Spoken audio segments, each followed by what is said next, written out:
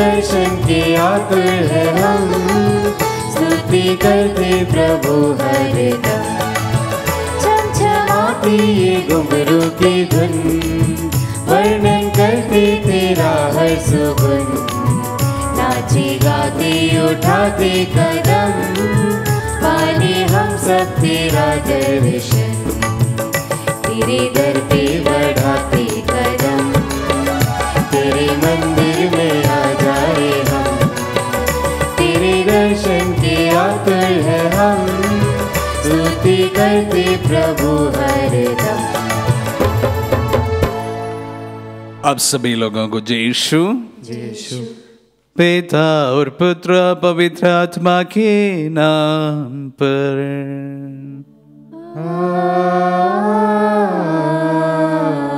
हमारे प्रभु यीशु क्रिस्त की कृपा, ईश्वर का प्रेम तथा पवित्र आत्मा का साहचर्य आप सबों को प्राप्त हो। और आपकी आत्मा के साथ। आइए हम इस पवित्र मिसा याग के लिए हम अपने आप को तैयार करें। आज माता कलीसिया लीमा रोज का त्योहार मनाती है। विशेष रूप से हमारे सिस्टर रोज का भी आज त्योहार है, हम उनके लिए भी प्रार्थना करते हैं। और साथ ही साथ आज सोमवार है, एक नई सप्ताह की शुरुआत है। प्रभु की बहुत आयत आशीष के लिए हम प्रार्थना करते हैं।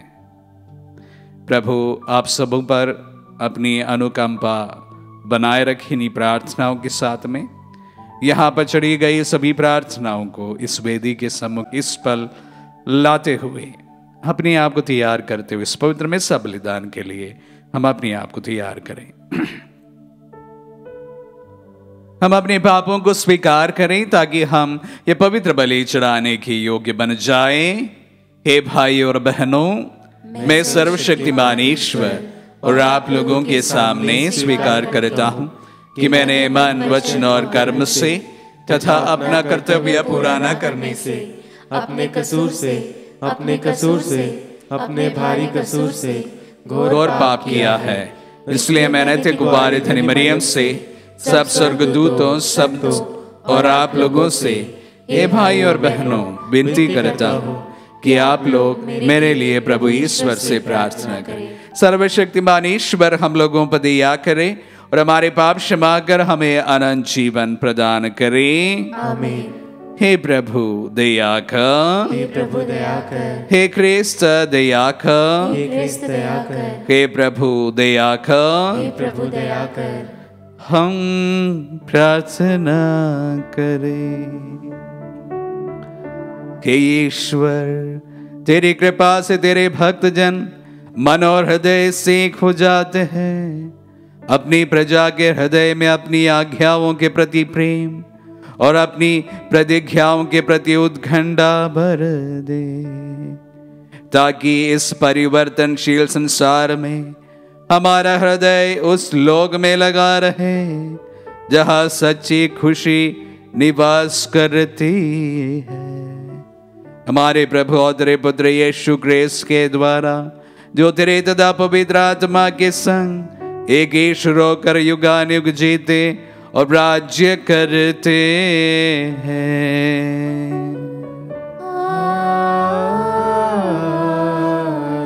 प्रभु का आत्मा आपके हृदय पर हो, ताकि आप योग रीति से प्रभु की वाणी सुना सके। पिता और पुत्र पवित्र आत्मा के नाम पर आमीन।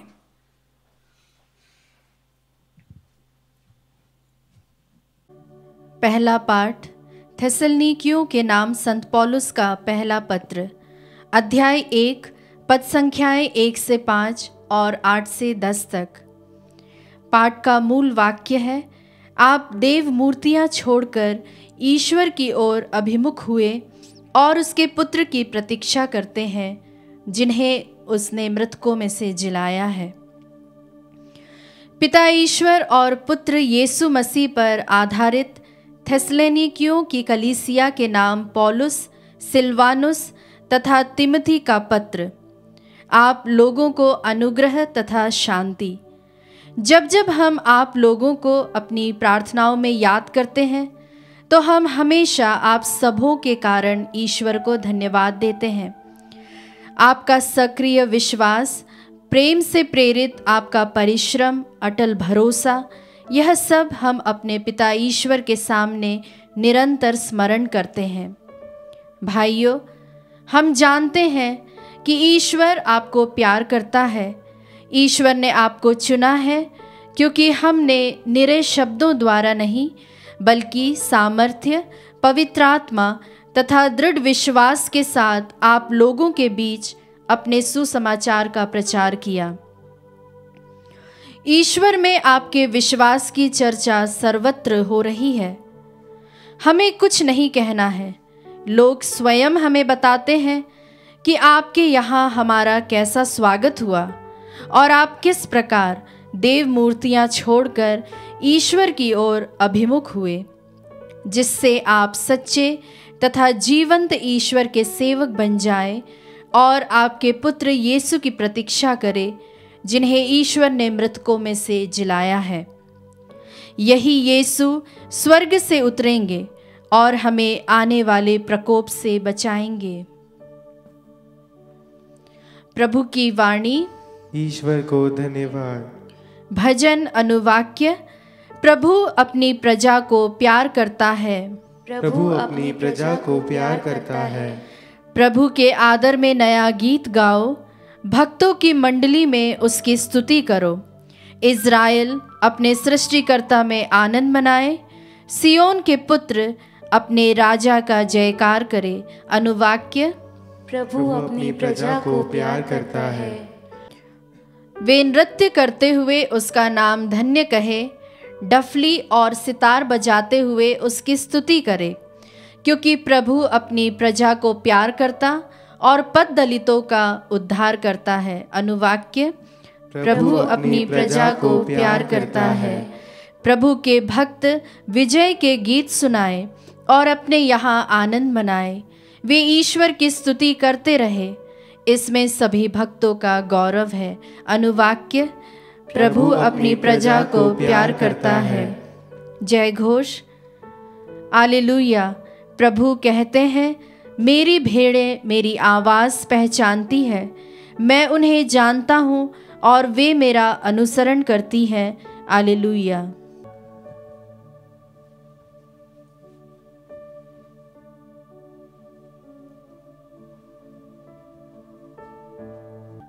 प्रभु आप लोगों के साथ हो और आपकी आत्मा के साथ। सन्मति के अनुसार पवित्र सुसमाचार।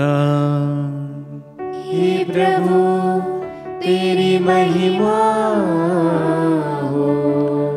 अध्याय 23 पद संज्ञाएं 13 से 22 तक।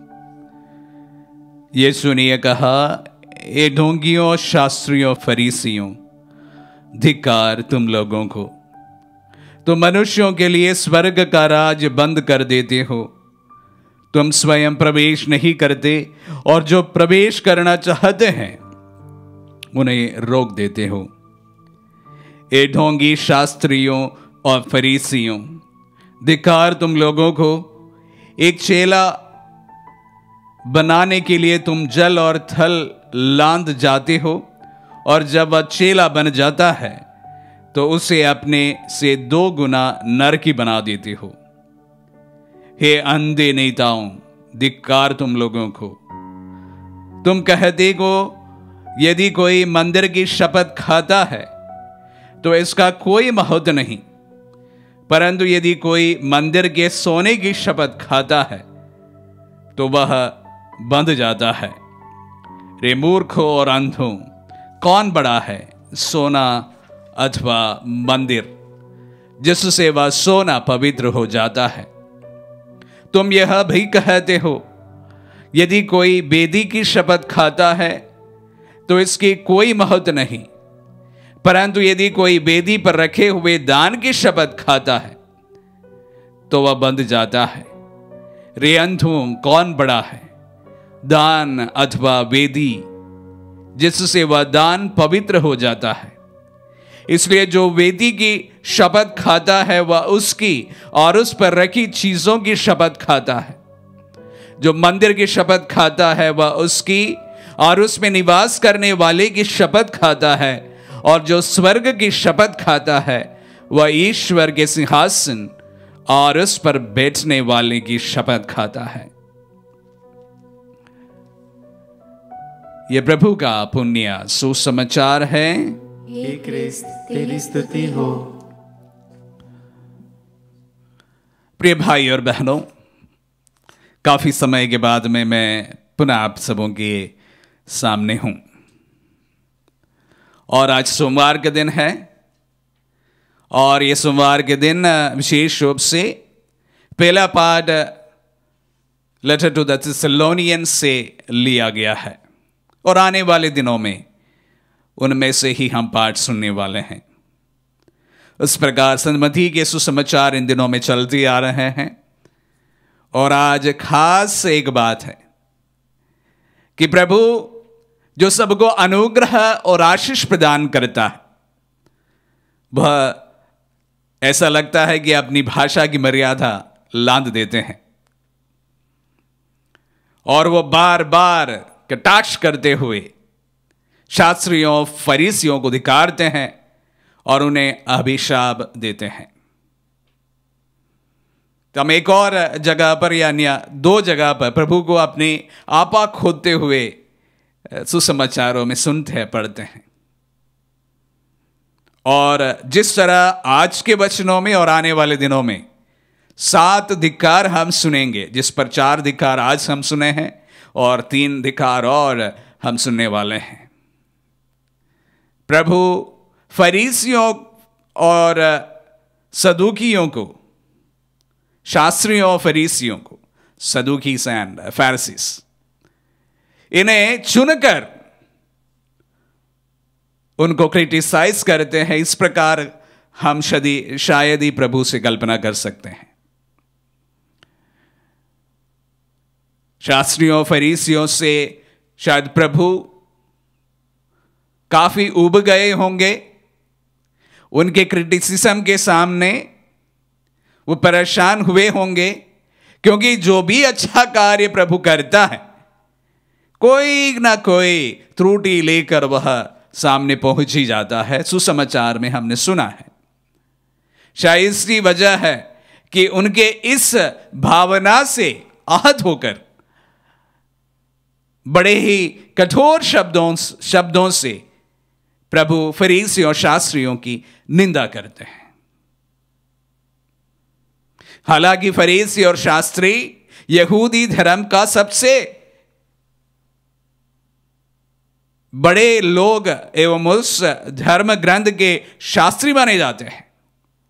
इसके बावजूद भी प्रभु उन पर इस प्रकार का कटाक्ष करते हुए, उन पर को इस तरह क्रिटिसाइज करते हुए हम आज के वचनों में सुनेंगे, आने वाले दिनों में भी हम सुनेंगे।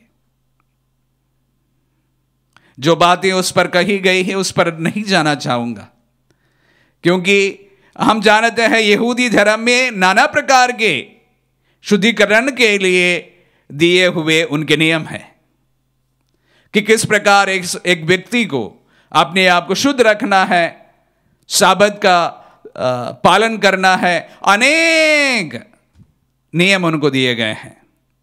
शायद ये लोग इस नियमों को बहुत उसके लेटर टू द वर्ड पालन करना चाहते थे या अन्य लोगों से ही चाहते थे। इस वजह से उनके रवैया जो है प्रभु हमेशा निंदनीय मानते हैं, और आज के सुसमाचार में उन्हें धिक्कार के ऊपर धिक्कार देते हुए हम सुनाए पड़ते हैं। प्रभु का जो जिस तरह का व्यक्तित्व है उसके विपरीत आज के सुसमाचार हमें दिखाई पड़ता है। 7 धिक्कार। प्यारे भाई और बहनों, उन पर दिए हुए उन मामूली बातों पर ना जाते हुए मैं आप सभी को प्रभु के उस धिक्कार के कारण पर मनन चिंतन करने के लिए आह्वान करता हूं। प्रभु ने क्यों शास्त्रियों फरीसियों को धिक्कारा और उन्हें इस तरह से क्रिटिसाइज किया? केवल एक ही कारण है, नियम तो होते ही है। सब समाज के सुचारू रूप से संचालित होने के लिए नियम का पालन होना अनिवार्य है। बिना नियम का कोई भी समाज हो, उस पर जीना बड़ा मुश्किल हो सकता है। हमें मोरालिटी के कुछ नियम दिए जाते हैं, हमें सोसाइटी के कुछ नियम दिए जाते हैं, हमें व्यवहार के कुछ नियम दिए जाते हैं। ये सारे नियम मिलकर एक व्यक्ति का जीवन सुचारू रूप से संचालित होता है। कल्पना कीजिए एक समाज की जहां पर किसी भी प्रकार का बंदिश ना हो, किसी भी प्रकार का कोई नियम नहीं हो। जिस समाज में भी कोई नियम नहीं होता है, वहां पर भी नियम होना जरूरी है, अन्यथा जीवन का आगे बढ़ना मुश्किल हो जाता है। प्रभु का कहना यह था कि नियम इंसान के द्वारा बनाया गया है। नियम निरे इंसान के द्वारा बनाया गया है एक कारण के लिए। नियम से बढ़कर नियम बनाने वाला जो सोच है वो उससे बढ़कर है। अगर हम लोग कहा जाए कि साबत का सम्मान होना चाहिए, प्रभु का दिन का आदर होना चाहिए, यह किस तरह से दिया गया है? एक दिन प्रभु के साथ समय बिताने के लिए, और इसलिए अनेक कार्यों को वहां पर करने के लिए मना किया गया है। क्यों? क्योंकि अगर एक व्यक्ति को प्रभु के साथ समय बिताना हो तो वो अन्य चीजों से थोड़ा समय के लिए सही अपने आप को दूर रखना होगा। इसलिए बहुत सारे कार्य नहीं करने के लिए बताया गया है कि प्रभु के अनेक चमत्कार साबत के दिन भी हुआ है। उसका एक अलग कारण है, मैं अलग समय पर उसके बारे में बताया हूं। लेकिन प्रभु साबत के दिन में भी लोगों को चंगा किया है, जो इस शास्त्रियों फरीसियों के द्वारा बताए गए नियमों के विरुद्ध माना जाता है। इसके बावजूद भी वो करते हैं। तो यहां पर हल्की सी जो डिफरेंस हमें दिखाई देता है, नियम और नियम का जो स्पिरिट होता है। प्रभु के लिए नियम का जो स्पिरिट होता है वो सबसे महत्वपूर्ण चीज होती है। किसके लिए नियम बनाया गया? इंसान के लिए। इंसान की अच्छाई सबसे बड़ी बात होती है। जब इंसान की अच्छाई की बात आई तो नियम शायद उससे छोटा माना जाना चाहिए। इसलिए प्रभु शास्त्रियों फरीसियों का इस प्रकार के उनके जो नियम का पालन करने के तरीके को कटाक्ष देते हैं आज के वचनों पर। प्यारे भाई और बहनों, हम फरीसी और शास्त्रियों को छोड़ते हुए अपनी ऊपर आए। अगर प्रभु आज के दिन फादर आनंद को मिले या आप में से किसी को भी मिले, क्या प्रभु इस प्रकार की शब्दावली हमारे साथ में भी इस्तेमाल कर सकते हैं? सवाल आपसे भी है, मुझसे भी है। मैं पुरोहित हूं और आप शायद पुरोहित नहीं हैं।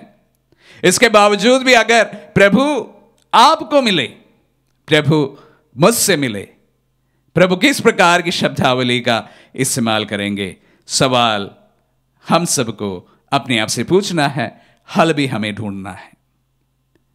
क्योंकि आज जो शब्दावली का इस्तेमाल प्रभु ने किया है वो शास्त्री और फरीसी लोगों के लिए है। प्रभु कदापि यह शब्दावली के इस्तेमाल आपके ऊपर और मेरे ऊपर ना करे। प्रभु के बारे में जब बताते समय पिता ने स्वर्ग खोलकर यही बताया था, ये मेरे लिए सबसे प्रियतम पुत्र है। यह भी एक शब्दावली होती है। किस प्रकार की भाषा प्रभु मेरे लिए इस्तेमाल करेंगे, ये सिर्फ मेरे आचरण पर आधारित रहेगा। शास्त्रियों फरीसियों को प्रभु अगर दिखाते हैं तो उसका मूल कारण उनके आचरण था। जिस तरह से वो दूसरे लोगों को सताते थे नियम के कारण, इस वजह से परेशान होकर शायद उन्हें कटाक्ष करते हुए प्रभु को आज के सुसमाचार में हम सुनाई देते हैं। हमारे भी व्यवहार, हमारे भी जो जीवन है, उसी के अनुसार प्रभु भी हमें संबोधित करना चाहते हैं। किस तरह वे आपको और मुझको संबोधित करेंगे? सवाल आप आज के दिन में ढूंढे इसका जवाब। आमीन।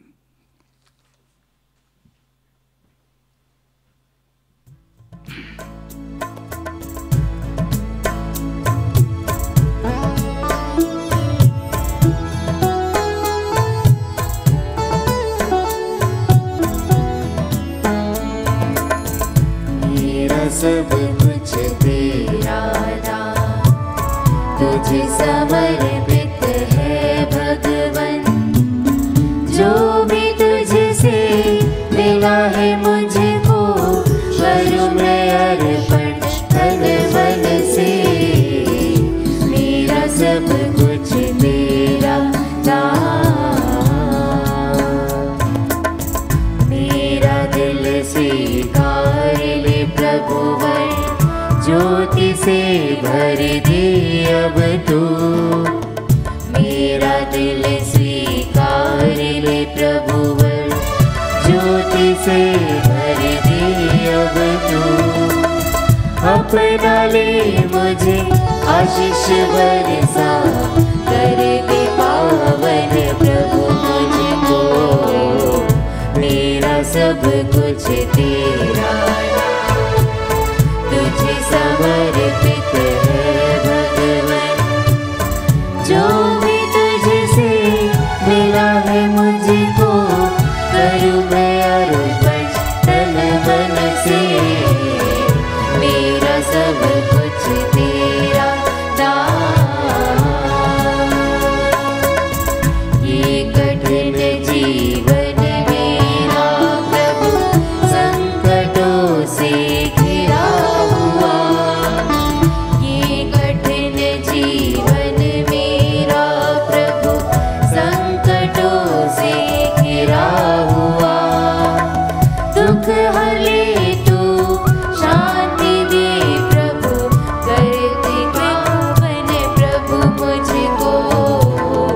मेरा सब कुछ तेरा दान, तुझे समर्पित है भगवन। जो भी तुझसे मिला है मुझको, करूं मैं अर्पण तन मन से। मेरा सब कुछ तेरा दान। भाई और बहनों, प्रार्थना कीजिए कि सर्वशक्तिमान पिता ईश्वर हमारे ये बलिदान ग्रहण करें प्रभु अपने नाम की स्तुति तथा महिमा के लिए और हमारे तथा समस्त पवित्र कलीसिया के लाभ के लिए हमारे हाथों से बलिदान स्वीकार करें। हम प्रार्थना करें। हे प्रभु, क्रूस के एकमात्र बलिदान द्वारा तूने अपने लिए दत्तक प्रजा प्राप्त की है। दया पूर्वक अपनी कलीसिया को शांति तथा एकता का वरदान दे। हम ये प्रार्थना करते हैं अपने प्रभु क्रिस्त के द्वारा।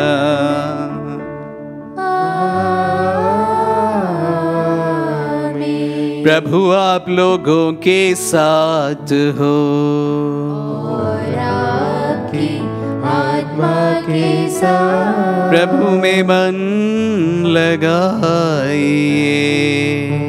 हम प्रभु में मन लगाए हुए हैं। हम अपने प्रभु ईश्वर को धन्यवाद दें। यह उचित और न्याय संगत है। हे प्रभु पवित्र पिता, सर्वशक्तिमान और शाश्वत ईश्वर, ये वास्तव में उचित और न्याय संगत है। हमारा कर्तव्य तथा कल्याण है कि हम सदा सर्वत्र तुझे धन्यवाद दें। तुझे हमारी प्रशंसा की कोई आवश्यकता नहीं। ये तेरा वरदान ही है कि हम तुझे अपनी कृतज्ञता प्रकट करें।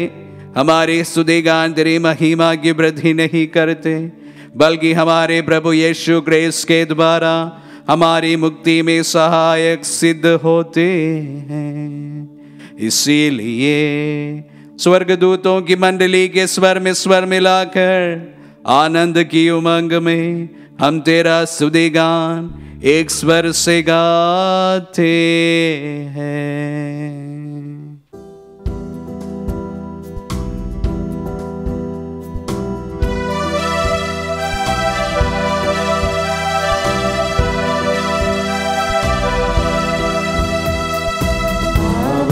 पावन पावन ईश्वर, पावन पावन पावन ईश्वर, स्वर्ग महिमा दिखाता तेरी, स्वर्ग महिमा दिखाता तेरी, स्तुति तब गाती पृथ्वी सारी, स्तुति तब गाती पृथ्वी सारी।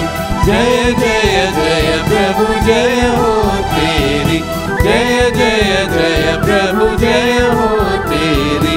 पावन पावन पावन ईश्वर, पावन पावन पावन ईश्वर।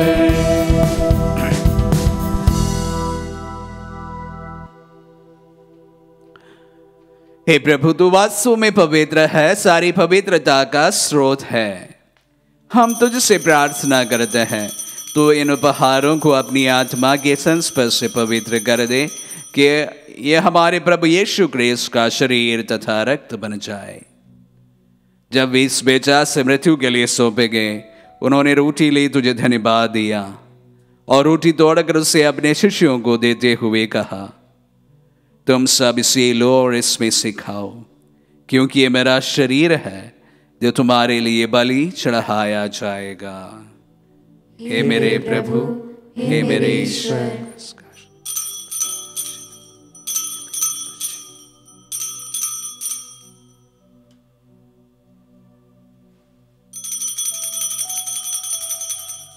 इसी भांति भोजन के बाद उन्होंने कटोरा लिया, तुझे धन्यवाद दिया और उसे अपने शिष्यों को देते हुए कहा, तुम सब इसी लो और इसमें से पियो, क्योंकि मेरा रक्त का कटोरा है, नवीन और अनंत व्यवस्थान का रक्त, जो तुम्हारे और बहुतों के पापों के क्षमा के लिए बहाया जाएगा।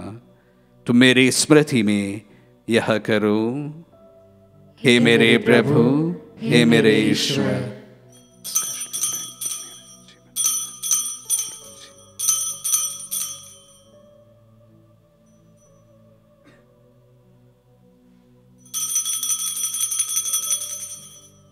विश्वास का रहस्य। हे प्रभु, हम तेरी मृत्यु तथा पुनरुत्थान की घोषणा तेरे पुनरागमन तक करते रहेंगे। इसलिए हे प्रभु, हम क्रिस्त की मृत्यु और पुनरुत्थान की स्मृति में तुझे जीवन की रोटी और मुक्ति का कटोरा चढ़ाते हैं। हम तुझे धन्यवाद देते हैं कि तूने हमें अपनी सम्मुख उपस्थित होने और अपनी सेवा करने का सौभाग्य प्रदान किया है। हमारा नम्र निवेदन है कि हम सब क्रिस्त का शरीर और रक्त ग्रहण करके पवित्र आत्मा के द्वारा एकता के सूत्र में बंधे रहे। हे प्रभु, हमारे संत पिता फ्रांसिस, हमारे धर्माध्यक्ष याकूब और सभी याजकों के साथ विश्व भर में फैली अपने कलीसिया की सुधीले तदय से प्रेम में सिद्ध बना दे। हमारे उन भाई बहनों की भी सुधीले जो पुनरुत्थान की आशा में परलोक हार चुके हैं, उन्हें सभी मृतकों को अपने दर्शन का सौभाग्य प्रदान कर हम सब या दृष्टि डाल के हम अनंत जीवन के सौभागी बने और ईश्वर की माता धन्य कुंवारी मरियम, उनके वर धनी यूसुफ, धन्य प्रेरित और सब संतों के साथ जो युग युग में तेरे प्रति विश्वस्त बने रहे, तेरे स्तुति और महिमा कर सके तेरे पुत्र यीशु क्रिस्त के द्वारा।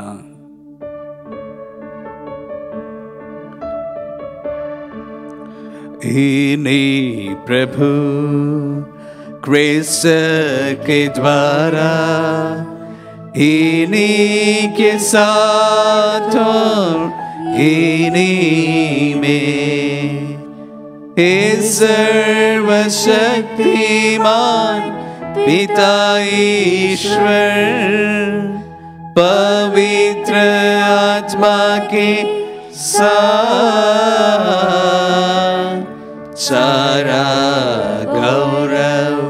तथा सम्मान युगानुयुग ते रही है।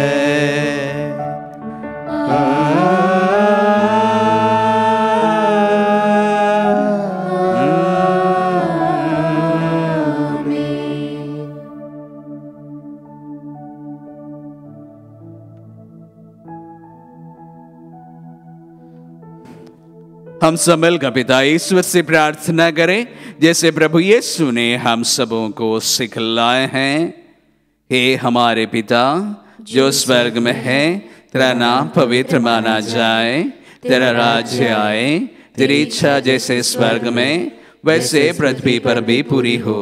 हमारा प्रतिदिन का आहार आज में दे, और हमारे अपराध में क्षमा कर जैसे हम भी अपने अपराधियों को क्षमा करते हैं, और हमें परीक्षा में न डाल परंतु बुराई से बचा। हे प्रभु हम तुझसे प्रार्थना करते हैं, सभी बुराइयों से हमें बचा और इस जीवन में हमें कृपा पूर्वक शांति प्रदान कर। हम तेरे दिया से सदा पाप से दूर और हर विपत्ति से सुरक्षित रहे, और उस दिन की प्रतीक्षा करते रहे जब हमारे मुक्तिदाता यीशु क्रिस्त फिर प्रकट होकर हमारी धन्य आशा पूरी करेंगे। क्योंकि तेरा राज्य, तेरा सामर्थ्य और तेरी महिमा अनंत काल तक बनी रहे। हे प्रभु यीशु क्रिस्त ने अपने प्रेरितों से कहा है, मैं तुम्हारे लिए शांति छोड़ जाता हूँ, अपनी शांति तुम्हें प्रदान करता हूँ। तू हमारे पापों पर नहीं अपने कलीसिया के विश्वास पर दृष्टि डाल और उसे शांति तथा एकता प्रदान कर। युगानुग जीता और राज्य करता है। आमीन। प्रभु की शांति सदा आप लोगों के साथ हो, और आपकी आत्मा के साथ। परस्पर शांति अभिवादन कीजिए।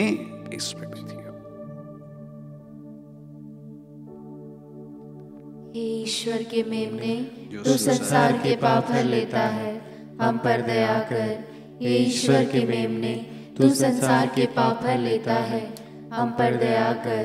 हे ईश्वर के मेमने, तू संसार के पाप हर लेता है, हमें शांति प्रदान कर। देखिए ईश्वर का मेमना, इन्हें देखिए जो संसार के पाप हर लेते हैं। धन्य है जो प्रभु के नाम पर बुलाए जाते हैं। हे प्रभु मैं इस योग नहीं हूँ कि आप मेरे यहाँ आवे, किंतु एक शब्द कह दीजिए और मेरी आत्मा चंगी हो जाएगी। कृष्ण का श्री हमें जीवन प्रदान करे।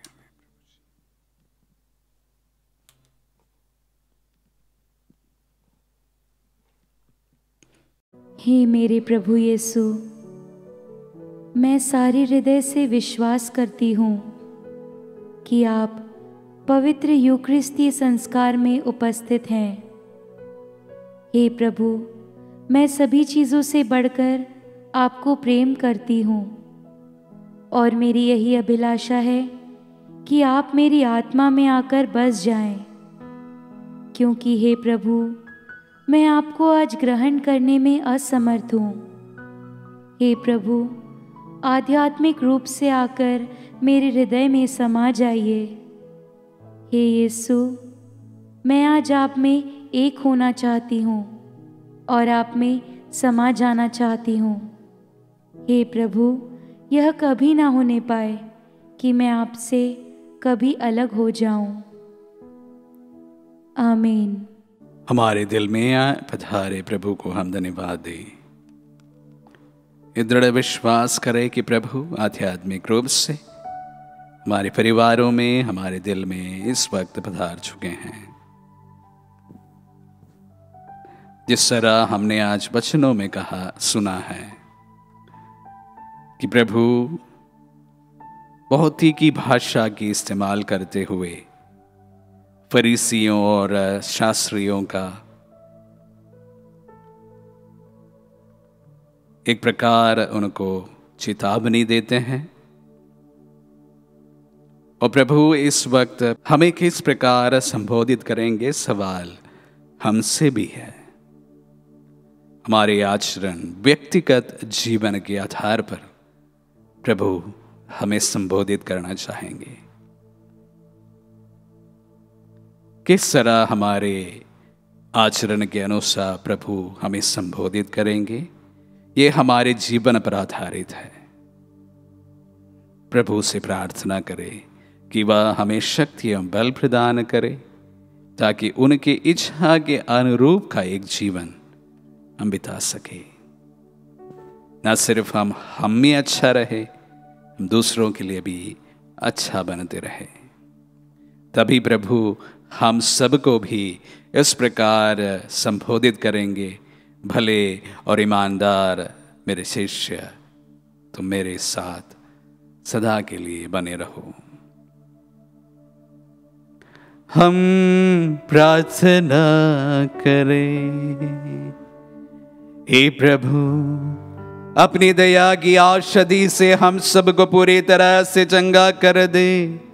तेरी कृपा हमें पूर्णतः नवीन बनाए और ऐसी सरगर्मी प्रदान करे कि हम तुझे हर बात में सदा प्रसन्न करते रहे। हम ये प्रार्थना करते हैं अपने प्रभु क्रिस्त के द्वारा।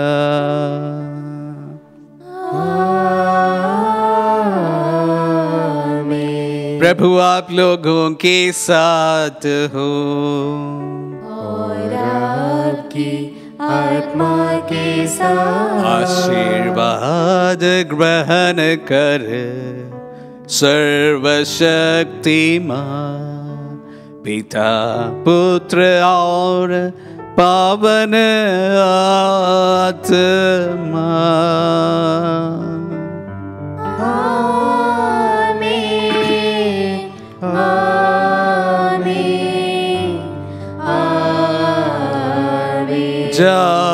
जाइए, दिव्य यज्ञ हुआ संपन्न। ईश्वर को